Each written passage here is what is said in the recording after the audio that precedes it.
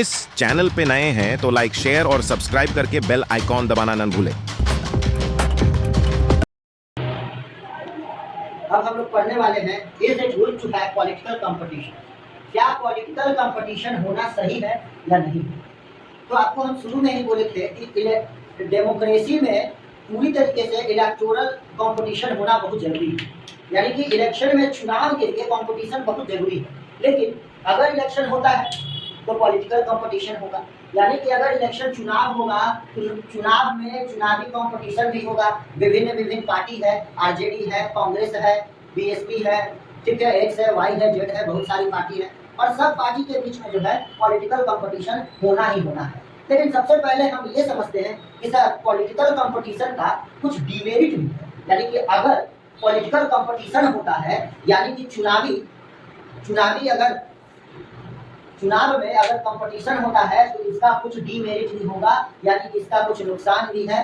क्या नुकसान है, क्या डीमेरिट है, वो पहले समझेंगे। तो सबसे पहला बताता है कि it create a sense of disunity और फैक्शनलिज्म। फैक्शनलिज्म इस वर्ड को हम अंडरलाइन कर रहे हैं और यहाँ पे पहले हम जो चीज समझा रहे हैं उसको समझेंगे। It create a sense of disunity, यानी लोगों के बीच में तोड़ने का। हम भारत के लोग हैं और हमारा संविधान कहता है कि हम विभिन्न लोग हैं, अलग अलग जाति, अलग अलग संप्रदाय से आते हैं और हम लोगों को एक बंधन में बंध के रहना है। लेकिन इलेक्शन का जब समय आता है तो नेता क्या करते हैं, जात के नाम पर, धर्म के नाम पर, जात धर्म ये सब का यूज करके वो लोग लोगों के बीच में मतभेद करा देते हैं, एकता को अनेकता करा देते हैं, डिसयूनिटी पैदा कर देते हैं। जैसे कि आप लोग देखिएगा कि ऐसे कोई भी पार्टी को कोई नहीं चाहता है, फिर भी जात के नाम पर सिर्फ वोट देकर के जाएगा, इसलिए वो मेरा जात का है, बिरादरी का है। धर्म के नाम पर भी लोग वोट देते हैं। तो ये पहला चीज समझाना चाह रहे थे कि ये इलेक्टोरल कंपटीशन अगर होगा तो इसका एक डीमेरिट में सबसे पहला है कि लोगों के बीच में अलगाव का भावना पैदा करता है। वही लोग जो कल तक साथ में रह रहे थे वही जाति धर्म नाम के भेद पर वो अलग अलग हो जाते हैं। Parties level allegation use dirty tricks, यानी पार्टी में क्या होता है कि करीब करीब कुछ लोग जो है वो डर्टी ट्रिक भी यूज करते हैं। जो ट्रिक इलेक्शन में, इलेक्टोरल कंपटीशन इतना गंदा चीज है कि इलेक्शन के लोभ में, सरकार के लालच में, सरकार बनने के लालच में लोग गलत चीज करने लगते हैं। गलत चीज का मतलब अगर कोई शराबी है तो उसको शराब दे करके कहेंगे कि वोट दो, ठीक है। अगर किसी को जरूरत भी नहीं है फिर भी पैसा बांट दे रहे हैं, तो ये सब डर्टी ट्रिक है, वोट लेने का ये सब गंदा नियत। और ये इलेक्शन में होता है जो कि हमारे लिए इलेक्टोरल कंपटीशन के लिए क्या है, डीमेरिट है। दूसरा के बाद हम तीसरा पॉइंट में आएंगे कि no long term policies can be forward. बात सही है सर, ये सही योजना है। कहते हैं कि किसी एक बच्चे को समझने के लिए, बच्चे को, एक स्टूडेंट को समझने के लिए टीचर को भी कम से कम महीना दिन लगता है उसके माइंड को सही तरीके से समझने के लिए, और साल भर वो टीचर आपको गाइड करते हैं। और यही नहीं, स्टूडेंट के बाद अगर हम स्कूल लेवल की बात करेंगे तो जो छात्र सैनिक स्कूल में पढ़ते हैं या मिलिट्री स्कूल में पढ़ते हैं उसके अंदर अनुशासन भरा होता है। क्यों? क्योंकि शुरू से ही वो स्कूल उसके प्रति जो है ध्यान दिया है, उसके प्रति योजना बना रहा है, हर दिन योजना बना रहा है। लेकिन इसमें क्या होता है सर, लंबा समय तक योजना बना नहीं पाते हैं। क्यों?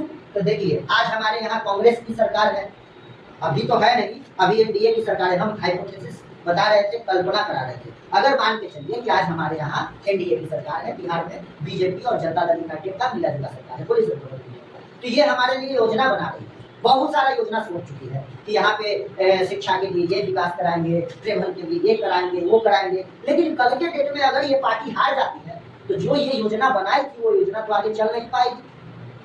ये भी है इसका demerit. Good people who may wish to serve, हमारे देश पे जो जवान, देश के बॉर्डर पे जो जवान खड़े हैं उससे ज्यादा देशभक्ति हमारे अंदर भी नहीं होगा जितना उनके अंदर होता है। यानी कि कुछ अच्छे लोग जो हैं वो भी चाहते हैं कि हम इस देश को सेवा करें, देश को अच्छा करें। यानी कुछ अच्छे लोग चाहते हैं कि हम देश की रक्षा करें, देश की सेवा करें, हम देश को आगे बढ़ाएं। लेकिन होता क्या है कि ये पॉलिटी जैसे ही इलेक्टोरल कंपटीशन का नाम आता है या पॉलिटिकल का नाम आता है वो समझते हैं कि इस गंदे नाले में हमको नहीं जाना है, क्योंकि ये एक ऐसा क्षेत्र है जहाँ पे जिससे झगड़ा नहीं होने का है उससे भी झगड़ा हो सकता है। और जो आज तक आप जिससे प्यार पा रहे हैं वही पब्लिक आपको प्यार भी नहीं देगी। बहुत सारा चीज हो जाता है। इसलिए अच्छे लोग चाहते हैं कि देश की सेवा करें, लेकिन वो इस गंदे चीज में पड़ना नहीं चाहते हैं। ये इसका डीमेरिट है। Were the political leader aware of it? उसके बाद क्वेश्चन आपसे पूछते हैं कि क्या पॉलिटिकल लीडर इसके बारे में अवगत होते हैं? नेताओं को, जितने भी राजनीति में रहने वाले जितने भी नेता हैं, क्या उनको पता होता है कि ऐसा चीज होने वाला है हमारे देश में? तो हाँ, एक बात आपको बता रहे हैं कि देखिए, अगर रूलिंग पार्टी कुछ कर रही है तो उसके करने के अकॉर्डिंग कुछ ना कुछ नुक्स निकालने का काम करता है कौन? Opposition party. जैसे कि देखिए, आज हम एग्जाम्पल दे रहे हैं अपने बिहार का। कल तक बिहार में बिजली के लिए आपको बिजली बिल भरना पड़ रहा था, लेकिन सरकार जो है 125 यूनिट बिजली फ्री कर दी आपके लिए, ठीक है, 125 यूनिट फ्री कर दी।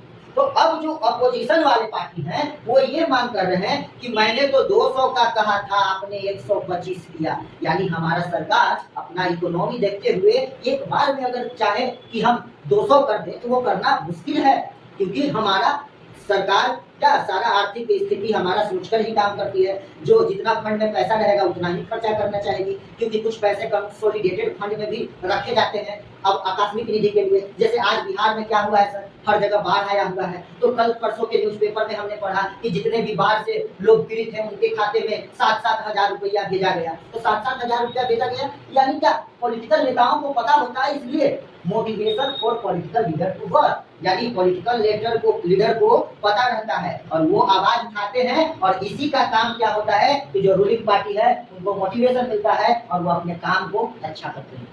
आगे हम समझेंगे कि सर ये इलेक्शन का कंपटीशन क्या है। इलेक्शन का कंपटीशन होना जरूरी है। क्यों?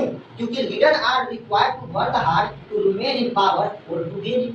बात सही है। अगर 2006-7 में जदयू की सरकार बनती है, बिहार में बनी थी, अगर वो बढ़िया काम नहीं करता, गांव-गांव बिजली नहीं पहुंचाता, घर-घर को, हर एक घर, जिला को, गांव से, सबको रोड से और बिजली से अगर नहीं जोड़ता तो क्या ये पार्टी 2006 के बाद फिर से इलेक्शन में जीत पाती?